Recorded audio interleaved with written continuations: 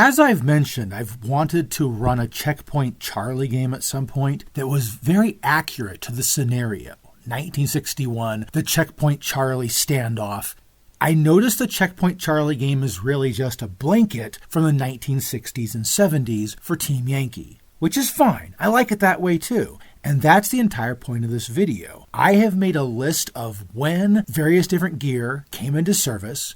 This is basic information, available anywhere. If you happen to have specialized information, I might just listen, assuming you have a source. This is the internet, anyone can blather.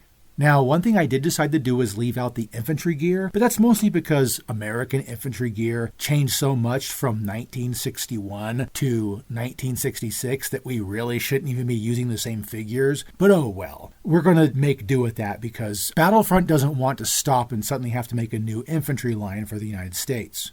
Though I would buy the entire thing if they did.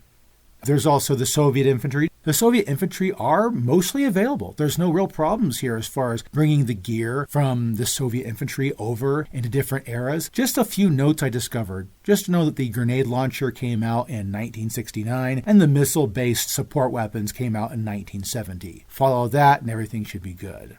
One thing I noticed is that Battlefront did include some miniatures options that are pretty much just late 70s offerings. I have no problem with this, but one thing I did do is include in the list a few aircraft that I know were introduced during the late 70s, and a few that were introduced earlier than that could have been introduced into Checkpoint Charlie. So I've included those as kind of little Easter egg items that you can look at and say, oh, those could be included in Checkpoint Charlie games too, technically.